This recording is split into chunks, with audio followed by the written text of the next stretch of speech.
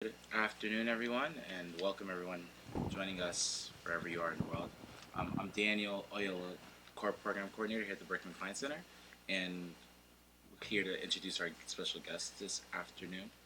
Eric Osiakwan is an entrepreneur and investor with 15 years of ICT industry leadership across Africa and the world.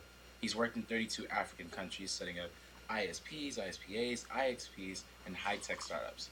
Some of these companies and organizations include Angel Africa, Angel Fair Africa, Ghana Cyber City, PenPlusBytes, African Elections Portal, FOSSFA, WABco, GISPA, FISPA, GNVC, Internet Research, InHand, Ghana Connect. And he serves on the boards of Farmerline, Forhey, Teranga Solutions, Siqueries, Amp.it, SameLogic, eCampus, Bisa, and Wanjo Foods. Bit of a mouthful. Some of which are his own investments as well. He was part of the team that built the team's TEAMS submarine cable in East Africa and an ICT consultant for the WorldBank, Soros Foundations, UNDP, USAID, USDoJ, USDoS, as well as African governments and private firms. He authored The Kings of Africa Digital Economy, co-authored the Open Access Model, Negotiating the Net, The Politics of Internet Diffusion in Africa, and the Internet in Ghana, with the Mosaic Group. He was invited to contribute ideas to the Prime Minister Tony Blair's Commission for Africa. Eric's a PopTech, TED, Stanford, and MIT fellow, and he was previously a fellow here at the Berkman Klein Center. So without further ado, let him take the floor. All right, thank you, Dan. And it's a pleasure and honor to be back here. The last time I gave a talk here was with E10 in a bit. I think it was 2008, 2009, when I was doing this fellowship program on building internet infrastructure in Africa. And we had just finished building the team submarine cable in Kenya.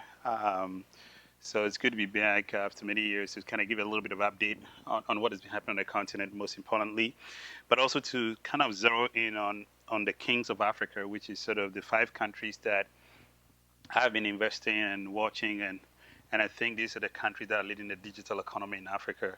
I currently run Shanzo Capital, which is an early stage micro growth fund that primarily invests in the Kings countries. And we invest in technology companies that are essentially creating scale. We essentially write small checks, but most importantly also bring a lot of our experience and our skills to these entrepreneurs. We call that mentor financing. So I'll kind of give you a little bit of a view on what has been happening on the continent. First, I always like to give up the slide when I'm giving a talk on Africa, because sort of it puts Africa in perspective that Africa is very huge. You can literally fit the US, China, Europe, France, and India into Africa. So Africa is very huge landmass, and that's very important for you to keep in mind. And I'll tell you why the Kings are very important in relation to this context. So what has been happening in Africa in the last 20 years is quite phenomenal. A lot of development economists thought that Africa should go the route where everywhere else in the world went, which is pretty much industrialization, right? So you move from a agrarian economy to an industrial economy and you get into information age.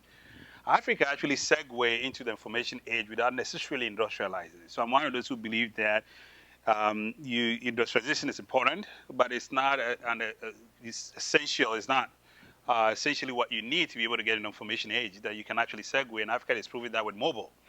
Where today there are a billion mobile users on the continent. If you look at the growth numbers, in some cases, we currently, these are numbers from 2014. But if you look at these numbers today, we surpass the US and Europe and most parts of the world, including China. And so cell phone ownership has been a big part of Africa. And the second thing that happened, as I mentioned, was the development of submarine cables. And these submarine cables brought broadband. And these submarine cables connected with the mobile networks to create what I call the mobile web. So Africa is mobile first. It's mobile only. And so there's no cable infrastructure. It's almost non-existent to see cable infrastructure in Africa, which is part of the reason why mobile became the infrastructure that people went to. And with the availability of submarine cables, the web was being seen by most Africans through their mobile phones. And so Africa is a mobile first continent. And we begin to see this manifest in how people using Facebook, the growth of Facebook numbers. And the fact that that has also created a new phenomenon where Africa's millennials and digital natives are beginning to create their own Facebook, right? They're going to believe that by learning how to write code, they can create solutions to problems that they see in their everyday life, and by that creating the next set of businesses. And this is the phenomenon that I really believe is going to make the greatest impact on Africa. Today, if you look at the impact numbers, mobile is contributing about 6% to Africa's GDP, which is higher than in other parts of the world. And this is a study done by GSMA.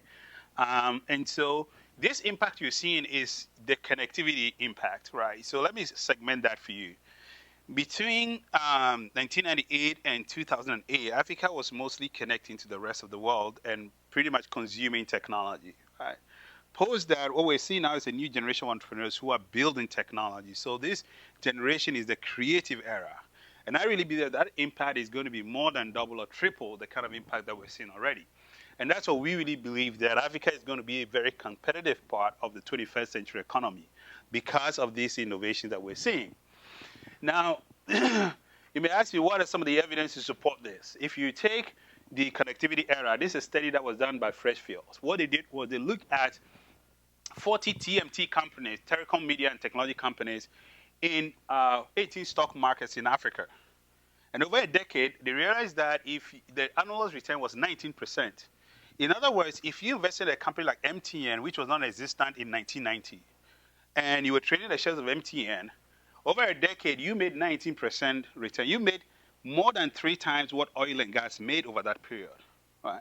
So even with the connectivity era, the industry created a lot of returns, right? So much that oil and gas is nowhere to compare, and the Africa MS Index, which is 11%, cannot even compete, right? And this report is captioned Africa poised for a tech takeoff. And if you read the report in detail, what they try to say is that this was a connectivity era. So the creative era will create much more impact, and that's the takeoff that the world is going to be seeing. And this is fueled by an emerging middle class. So if you look at this map, very interesting. This was studied out by McKinsey, and I want to give them all the credits. So you see here that yes, the rich gap is going up, but most importantly, you see the poor gap is closing. What is happening is that more and more people are entering into the middle class, leveraging technology. And this is what is fueling the adoption and the growth that we're seeing. McKinsey projected that in the next 10 years, we're going to see a phenomenal leap in Africa, which is that if you take internet penetration, it's going to grow by 50%. If you take internet users, it's going to hit almost more than $500 million.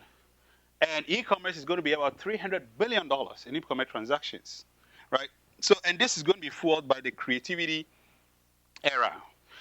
And so I think that these creative entrepreneurs are coming out of this network of incubators and accelerators that you see around the continent.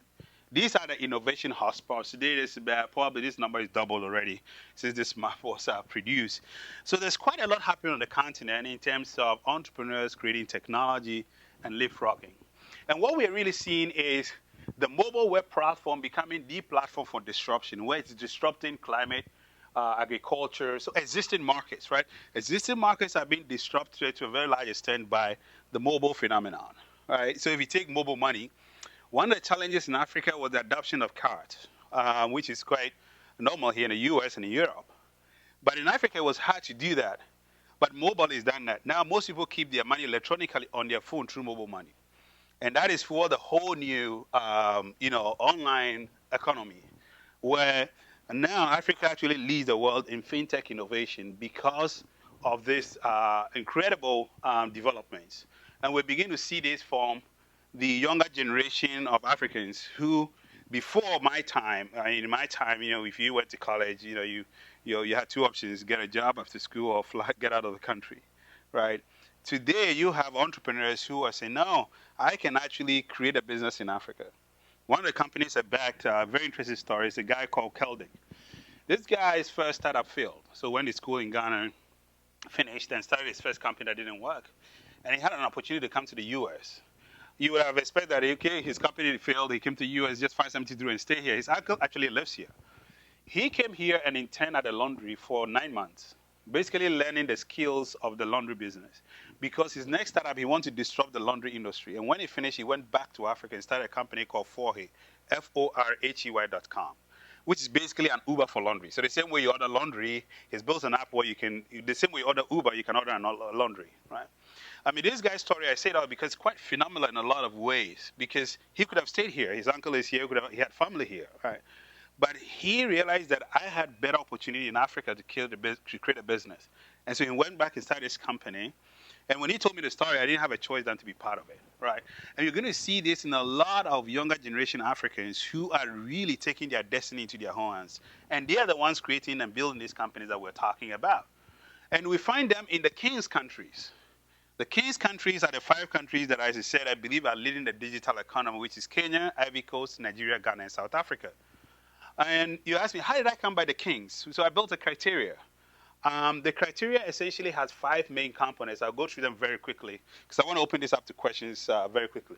So economic growth is 1, a vibrant telecom sector, tech infrastructure, entrepreneurial ecosystem, and pro-innovation policy. I've actually written a chapter on this.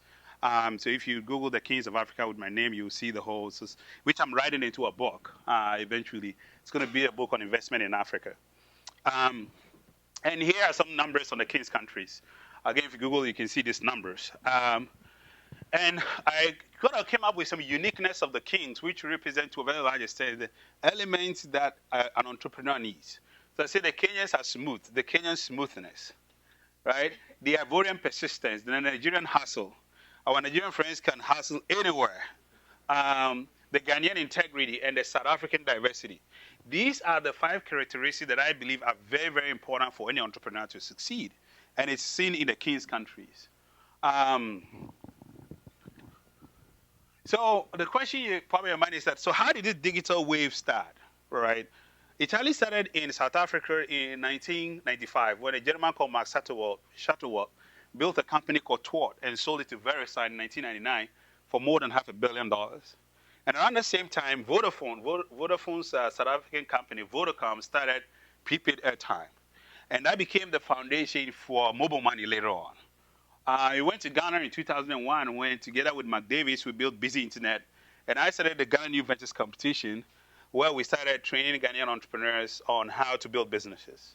And this was in 2001. And currently, the wave is in Kenya. Today, I have a seen as the quintessential innovation hub. And we've seen a lot of innovation like M-Pesa, Break. I can go on and on from Kenya. Right? And I think it's going to move next to Nigeria and then eventually to Ivory Coast, which is sort of the 5 Kings countries to a very large extent. So let me kind of last 2 slides on what the Kings represent, right? So if you look at it, Kenya is really representing East Africa as an essential market or entry into the East African region. And Ivory Coast really represents the Francophone bloc in Africa. Africa is not only Anglophone, it's a Francophone and it's also Lusophone, right? Very important. And if you take the ING in the middle, this is the most interesting part.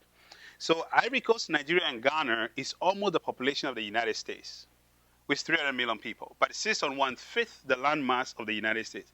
Remember the map of Africa that was so huge that you could fit the United States into it. So these 3 West African countries are the most closely knit market, right? And so in terms of investment, these markets will represent a very important market if you are going to look at Africa as an investment destination. So I call them the Dutch bank. You know, ING is the Dutch bank. So that is the bank in Africa. South Africa represents Southern Africa, where it all began. And I really believe that we're beginning to see a lot of zebracons. I prefer to call them zebracons, not unicorns, coming out of Africa. This is the billion-dollar valuation companies. And we're going to see more of them in the 21st century. I believe the biggest tech company in the world is going to come from Africa, and most likely from the Kings. So I'll end with a little bit of my track record. It's pretty much all of this is online. But the most important thing I want you to notice here is that I'm kind of a pioneer in a lot of ways in terms of the ISP revolution, building a lot of ISPs and IXPs and ISPAs, and then building submarine cables, helping start a lot of the incubation centers, and starting Angel Fair Africa, which is an event that I started in 2013 that essentially brings entrepreneurs and investors together, where the entrepreneurs pitch and investors write checks. We've had 15 deals so far in the 4 events that we've done, totaling about 30 million US. This year, we're taking an event to Ivory Coast, which is the last King's country that we're going to. It's in November. And I invite you to come if you want to have an experience of these entrepreneurs. Myself, I've invested in about 10 startups in the King's countries, plus I've had investment in Senegal, Cameroon, and Benin. And as I said, I've just set up Sanzo Capital as a fund that is essentially seeding these entrepreneurs and creating the skill that is needed. So that's about it. That's my background. Sorry, these are my contacts. You have my background, most of this online. So I think I'll open it up now and take some questions. I know we have some people online. So happy to take questions both in the room and online. How much more time do we have, Dan? Okay, we have about 30 minutes, so let's open it up now. Yeah, I've got a question just from what you've seen on the continent about a certain issue. When I go back to Nigeria, one thing that really, not frustrates me, but really makes me think of where there's really room for growth is in the GPS technology. Right. I know that there's a lot of streets where, I mean, there's the roads, someone just rode up there, and it really wouldn't work. Sometimes the numbers are just kind of what people put outside their own house, so there's no centralized system. I think it'd be really hard to implement that kind of technology, but I think if someone were to do the work to actually track down and like label all of this, the infrastructure is in place for Uber and all these delivery services to come in. And I was wondering, from what you've seen on the continent, is there any movement on that end, and which countries are really leading the way if there's anyone who really has good integrated GPS? Very good question. So, as you know, necessity is the mother of invention, and that's what we begin to see. I at least know 3 entrepreneurs who are looking at this problem. Well, in general, I think it's important that there's a proper naming infrastructure, which is the responsibility of government. Right?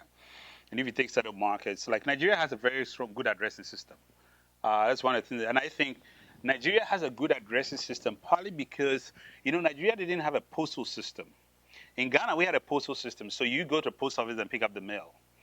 And I think it was part of the reason why the addressing system was there, but it wasn't used. But in Nigeria, they didn't have a postal system, so you had to go pick up, the mail had to come to you. Right. Then the other markets where pretty much the addressing system is non-existent. But there's a startup, for example, in Ghana called SnooCode, who are trying to build a system where you are able to use tagging and GPS coordinates as a way to locate places and people and be able to then get access. In Ethiopia, I met a startup, I can't remember the name right now, but what they did was sort of zone Ethiopia down and demarcate it, and then give them tags, right? Which essentially allows you to be able to figure out things that are happening and places in Ethiopia, right? I know other entrepreneurs that are trying to address this in South Africa and other places. So I think that, as you rightly said, getting addressing system right is a very fundamental need. And I think that to a very large extent, though the entrepreneurs who are trying to address this, I think sort of it's in the remit of government to sort of be able to make sure there's a proper addressing system in place and the infrastructure is there, which is why we really think that the government creating an enabling environment is very important for private entrepreneurs to then sort of innovate on the back of that. But as it is, entrepreneurs are entrepreneurs, right? If there's no addressing system, they'll find a way to create one. And that's what we begin to see. I have a question in terms of projections for francophone and lusophone countries, right, economically speaking. How do you see their development coming about in the next 30 or so years? As you mentioned, as we know, the Anglophone, like Nigeria, Kenya, those are the ones that are in the forefront. And I'm just curious to how you see that playing out in the near future. Right. That's a very good question. So, actually, if you take Africa, if you look at Africa very critically, half of Africa is francophone and lusophone. The other half is anglophone. But because of the language divide, unfortunately, we don't pay attention to that. So we have very little data on the francophone countries. Actually, in West Africa, there are only 4 countries that are anglophone: Nigeria, Ghana, Liberia, and Gambia. All the rest are francophone countries. And then Central Africa, to a large, is all francophone. Right. And then you really get the anglophone blocks from East Africa growing down south. So that represents a very strong economy. If you take Ivory Coast, for example, this year Ivory Coast is projected to be the fastest growing economy at 8.4%, and these are the WorldBank and IMF figures. Ghana is going to bounce back at 7.2%. If you look at the francophone bloc, for example, they have a common union among the francophone countries, so they all use the CFA, which is taxed to the French currency. And so it's a very strong currency. The CFA is pretty strong. Ivory Coast has a regional base that basically you can trade among the Francophone countries. Right? So the Francophone economies are very strong. And I personally made an effort to start looking into the Francophone markets because these are very strong economies, right? And you cannot say you're in Africa without paying attention to the Francophone bloc. But also the divide is also, like you said, it's a language divide, right? Fortunately for us, I mean, if there's something that I regret, like when we were in school, you had French classes from primary school. We just didn't take it seriously, right? And in the Francophone countries, they have Anglophone classes from primary school. And I think on average, probably they took it much more serious than we do. And so I think that's where the divide is from, because if you can't speak a language, then you're less interested, you cannot communicate, etc. So one of my views is that, Anglophone countries need to take the Francophone blocks much more seriously, because I think in the long term, economic development is all about trading among ourselves. Right? The way that Africa is going to develop is when we trade among ourselves. And so it's in our interest to know each other's language. It's our interest to start trading among ourselves. Of course, we need to trade with the rest of the world. The world is global. But the reality is that, I'll give you an example. Recently, I was paying attention a little bit to the timber industry.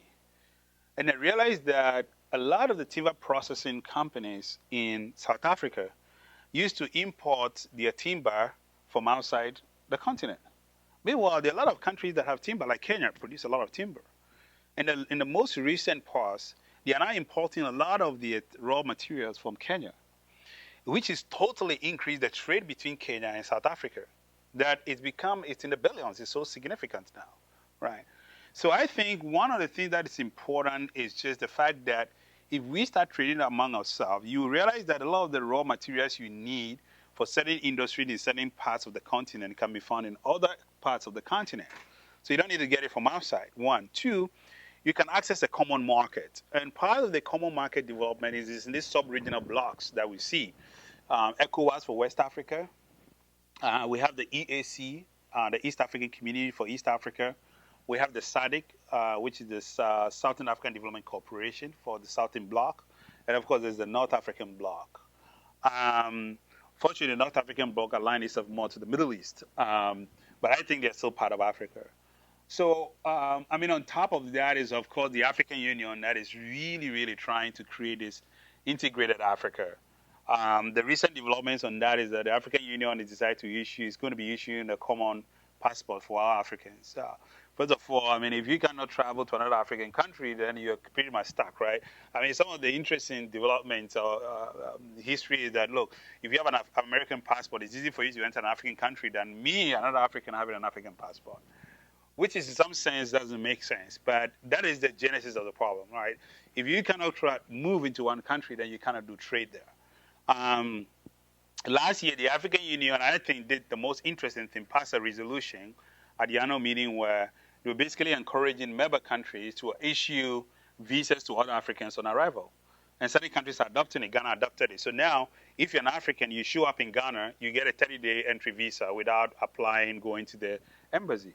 And I think that's a very good development, that we can at least move within Africa. Part of the reason I first went to Kenya, which is a very personal story, was that I got an opportunity to go to Kenya on a very short notice. Within 3 days, I had to be in Kenya. And the reason I could make it was because I didn't need a visa to go to Kenya. Actually, Kenya's President Kenyatta and Ghana's founding President Nkrumah did a bilateral deal. So the Kenyans don't need a visa to come to Ghana, and I didn't need a visa to go to Kenya. So I only bought a ticket, and I was in Kenya within 2 days. And I'm sure if that was not the case, it would have taken me another 2 weeks or a month to get a visa, and probably that opportunity would have slipped by. Right. So to a very large extent, I think that the problem is being solved, but we need to move faster. I think that having an integrated economy is very, very important in a lot of ways. The last fact on this is that if you look at the intra-Africa trade numbers, actually, Ernst & Young has done some study on this. It's really growing in terms of Africa's trading among ourselves. So that's encouraging that we begin to see those numbers growing. And I think that over time, with technology is going to really help, right? Technology creates a lot of interoperability. And I think that as we see more of these entrepreneurs, and part of this is also our fund thesis. This is why we believe in regionalization or creating scale. because we invest in companies that we can take into multiple markets. And so at an early stage, we are trying to get entrepreneurs to think Africa, not think Nigeria, not think Ghana, not think Kenya, but think Africa. And as you begin to create that, you begin to create a foundation for intra-African trade. You begin to build the next generation of entrepreneurs to think about changing Africa, to think about conquering the world. And it's not just thinking, but doing. Because if you have a business in these countries, you effectively see them as part of your economy, right? And today we know companies are economies. If you take Google, it's an economy on its own. If you take Facebook, it's bigger than a lot of economies in the world, right? So I really believe that the entrepreneurs that we're seeing today in Africa are going to be able to help us surmount these challenges by creating multinational businesses. Yeah. In your whole presentation, and thank you very much, it's really interesting. I just wondered, how do you see politics affecting innovation in the next entrepreneurs? Because as we know, like the World Bank is always ranking some of those kings countries as having a very low index when it comes to ease of doing business, because for almost every compliance issue you have to facilitate the government officials. Right. And then the other worry is that in most of these countries, when there's a change in government, sometimes it sort of changes everything in that country, the whole innovation policy. And so how do you factor that in when you're talking about investing in Africa? So very good question again. And so I think this is changing, and it's changing very fast. So first is, if you take on the public policy side, you begin to see a new development where public policy is being done on a regional level. So for example, if you take the EAC bloc, certain policies are very common among the EAC countries. If you take ECOWAS, certain policies are very common. And they're adapting this across the multiple markets, right? So for example, if you take ICT policy, pretty much I think in West Africa, the policy frameworks are very, very common, right? And it affects regulatory policy. And you begin to see that, for example, in East Africa, today, if my Safaricom number works in Rwanda, it works in Uganda, I don't need to get another number because the operators decide to follow a policy where they basically accept the numbers. So the same phone number I have, it shows up in Uganda, it works. It charges the same fee.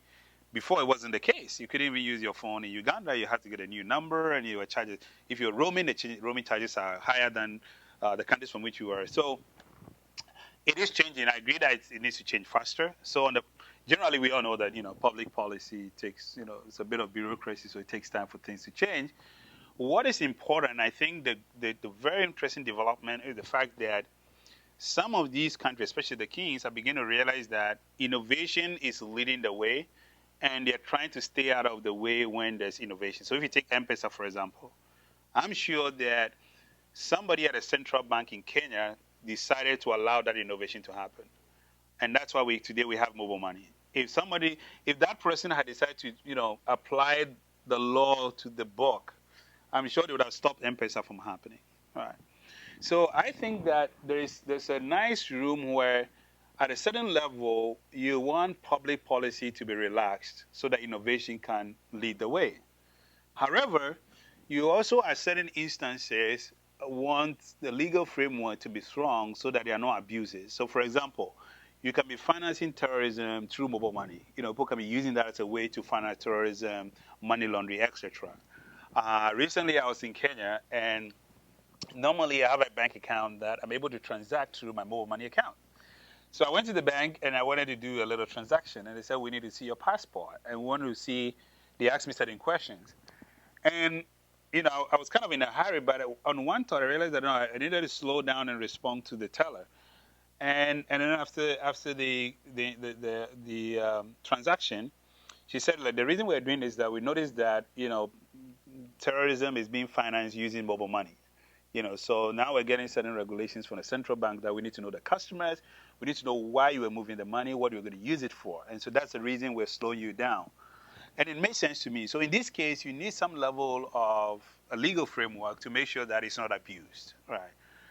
The question really is, when do you lax regulation or policy to allow innovation to thrive, and when do you take a stand to avoid abuses? And I think these are instances where, it's a question of, it is a case by case, element where, the regulator or somebody empowered then has the discretion to make the call. But I think that in general, our governments are really waking up to this reality. And part of it is also that the impact we are seeing. And secondly, I mean, most governments are today faced by the challenge of jobs, and the way you create jobs is by creating businesses, right? So somehow there's a clear link and incentive by government to allow more innovation to thrive and more entrepreneurs to build businesses, because by doing that, they create jobs. Hey, come on, Terry, come here. It's a seat here for you. You can come here. Okay, yeah, right. My buddy ties. This guy is one of the entrepreneurs changing Africa. He has a company. I'll give you a chance to respond at some point, but come on and join us. Yeah. Hi, everybody. Yeah. Can I go to the back? Yeah. Yes. I was interested in your comments about the mobile economy. Everyone has one of these, Yep. but it needs power to make it work. What's the story on that side? Correct. Certainly, it's not as developed as it should be. You're absolutely right. So I think, again, necessity is the mother of invention, right?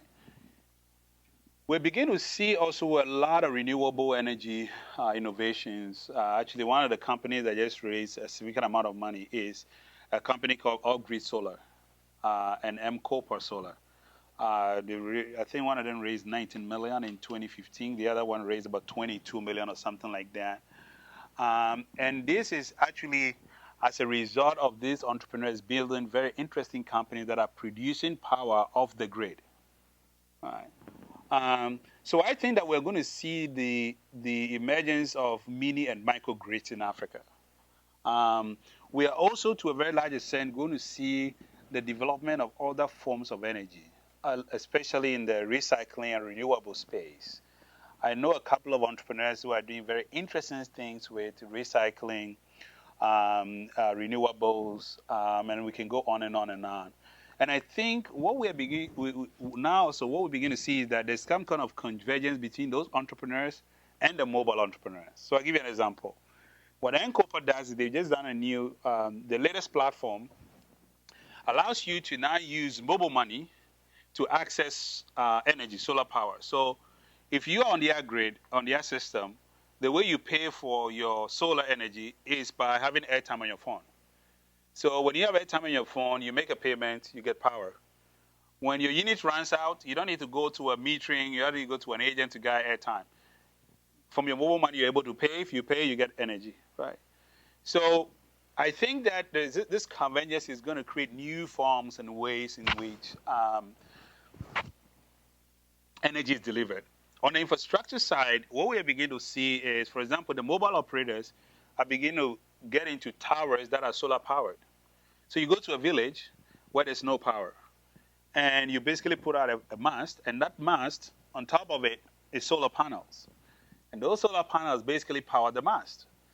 And in some cases, has enough power to now produce, to give to the village.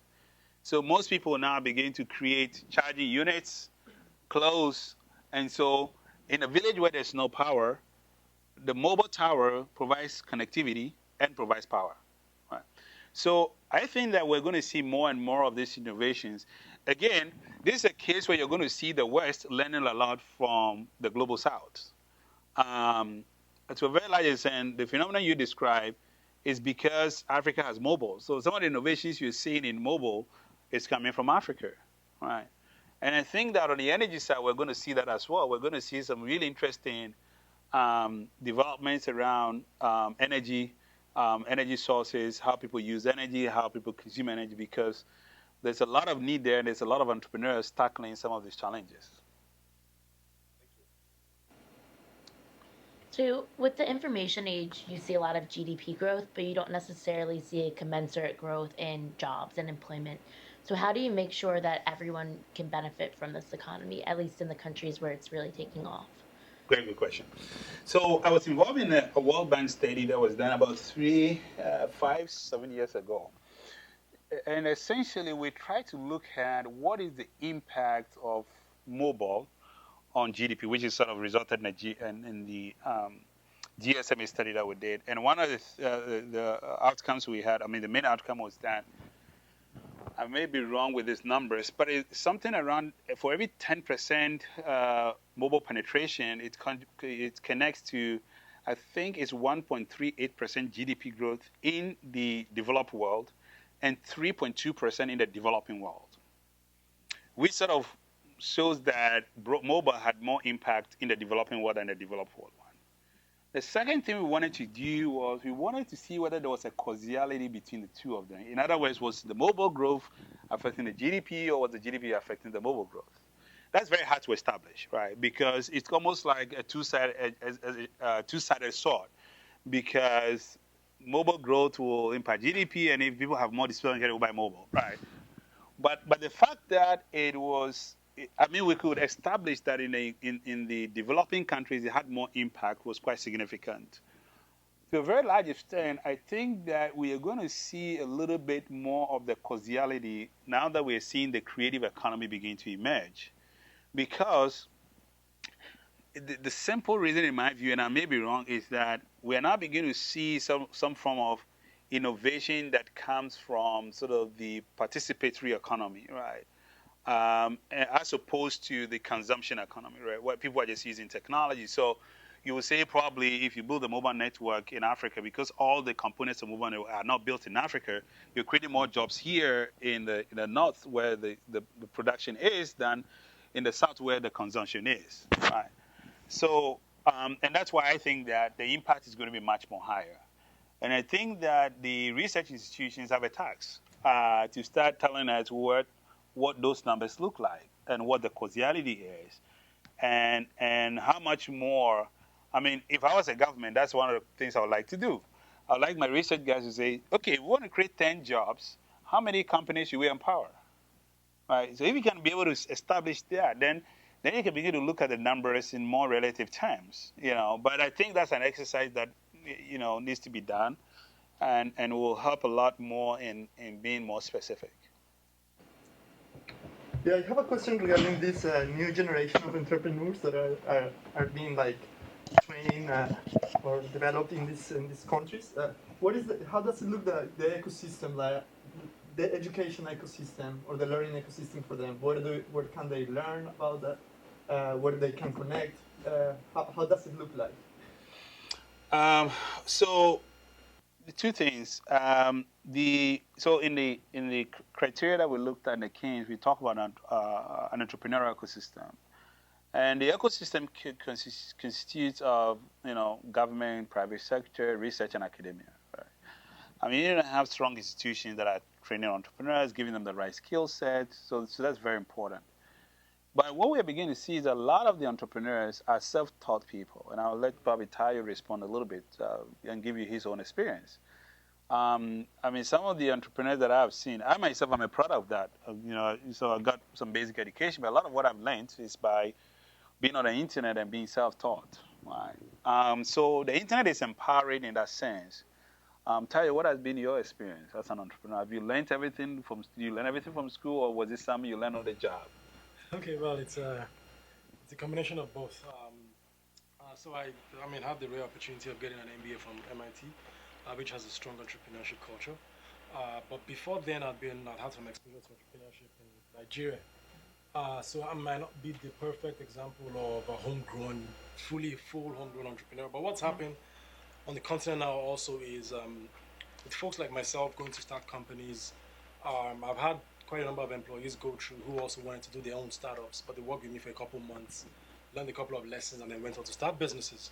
Then when you also look at companies like the Rocket Internet Group, for example, they own all kinds of internet companies like Jumia and the rest of them. The trend that we've seen is that Africans, smart, young, bright Africans work for these companies for a little bit, 6 months, 1 year, 2 years, and then they go on to found their own companies. And then what we're also seeing in addition is people like Eric who are bringing in, risk capital.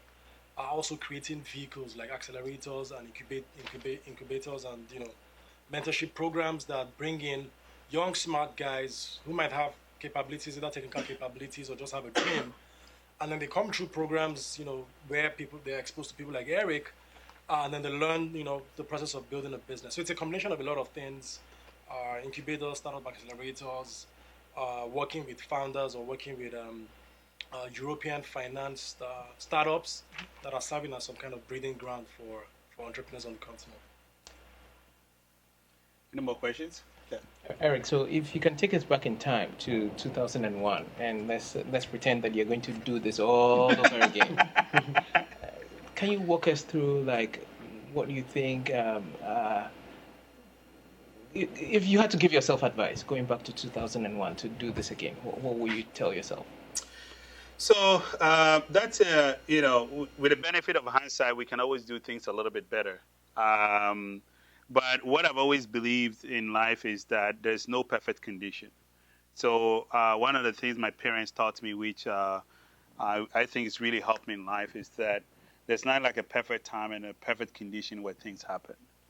But when you have a vision, an objective, you try to create the environment for yourself. So as I say, the best way to predict the future is to create it.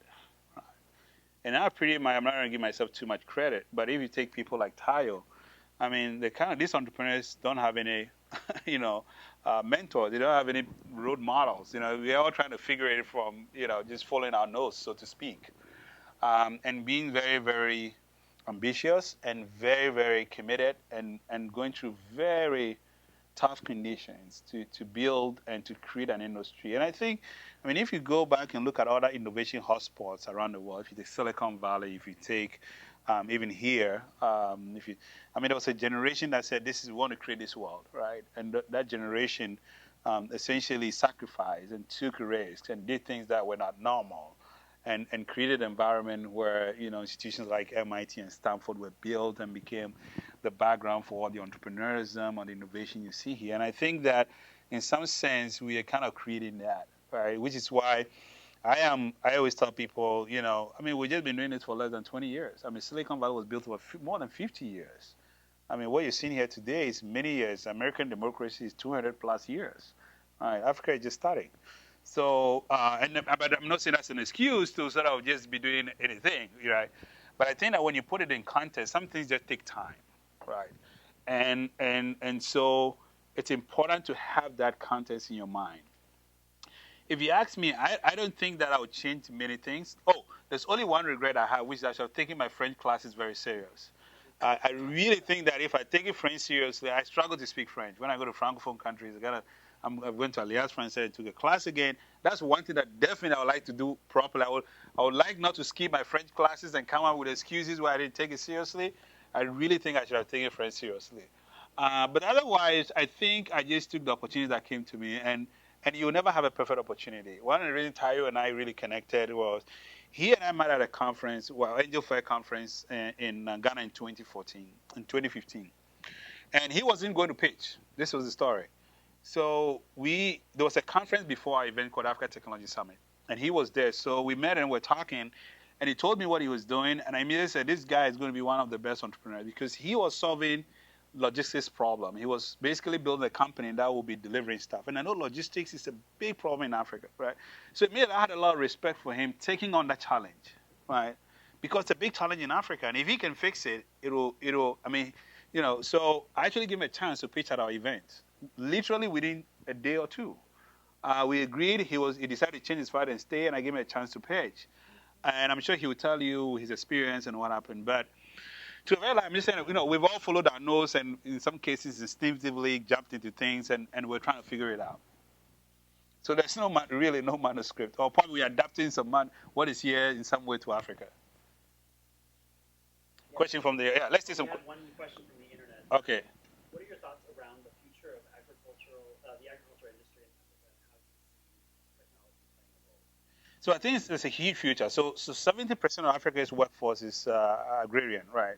So agriculture is the backbone of most African economies. I serve on the board of a company called Farmerline. And the reason I mentor this entrepreneur, Aloysius, and and a great team, Emmanuel Adai, two co-founders, is that I thought they were doing something that was, like Tayo, quite incredible, to start looking at how mobile technology could help farmers get better outcomes. And this is part of the disruption I'm talking about, that really what we are beginning to see is the use of mobile as what I call software infrastructure, as infrastructure to do things that were not there. The things that you take for granted in America. Like literally you wake up, even in your sleep, you can know what the weather is going to be today, right? Because there's so many sources of telling the weather.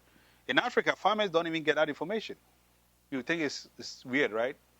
But what Farmerline started doing was providing weather information to farmers.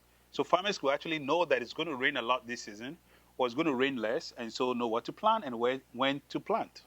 Very simple things like that. And the second thing we started doing at Farmerline was providing information service to farmers, so farmers can communicate among themselves and get access to market. So the farmer knows that a tube of yam costs $1 on the market and not 20 cents, which the middleman comes to buy from him in the village and makes 80 cents. But he did very little work. Right? So now the farmer has better outcomes on their yield because now they know the market price. They can negotiate better with the middleman. Right? The third thing that Farmerline is doing now is that we now created a system on Kiva where we begin to give loans to farmers because we realize that most of the farmers are subsistence small farmers, right? But they're doing very well with our information services. So imagine now the person can do 2 acres, 3 acres, but they need a loan to be able to do that. So we now created a loan scheme for farmers. So suddenly this farmer in the rural area who before couldn't take care of his family on his farming now has access to mobile, has access to information, has access to communication, so they can increase their yield, they can increase their incomes, and now they can expand their farm. That's what I believe is economic development, because you're now helping the farmer in the village to now be able to get better incomes. They can take their kids to better schools. They can provide better health care for their families. They can take care of their families better. I mean, if this is not development, I don't know what it is. Okay, so I think we can take one more question and we got to kind of wrap up. Anyone from online? Anything from online? No more problem. Okay, can I take this gentleman who hasn't spoken, but really typing a lot? Yeah, thank you so much. It was extremely interesting talk. I wanted to ask, where else do you see a potential in the coming decades for innovation that would come from the mix of the creative culture and the lack of the old infrastructure? Because what I really liked about your talk is highlighting the fact that when you don't have some type of old infrastructure, that actually might not necessarily be a problem, but actually a possibility. And we saw that in Eastern Europe, where I come from, where currently mobile banking, GSM, mobile internet is much faster, much cheaper, much better than in the West, mostly because when it started, we didn't have any of that. So we sort of built a new infrastructure from the beginning. And so you mentioned energy, you mentioned the submarine cable, but I was wondering where else you see a possibility of some good innovation coming out of that.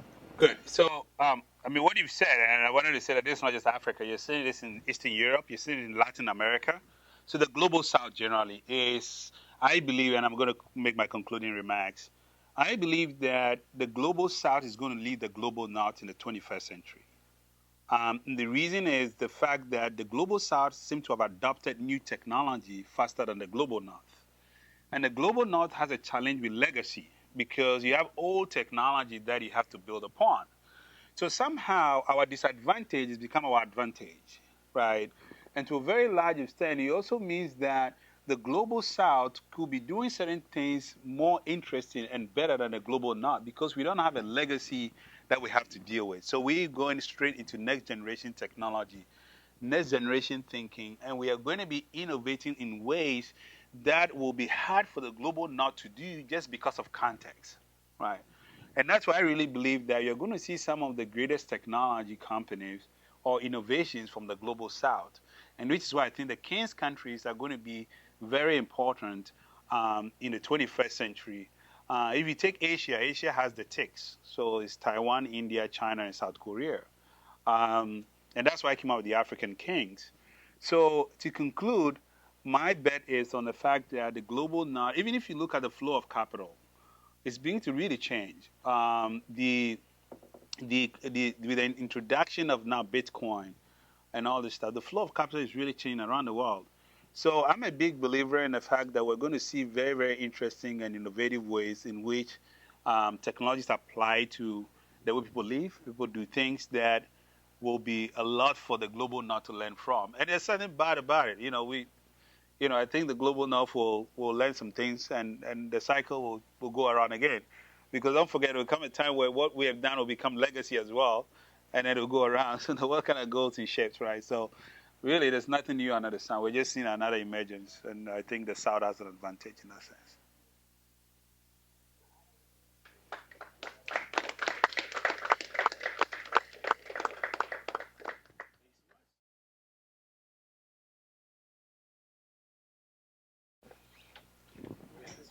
Yeah, good.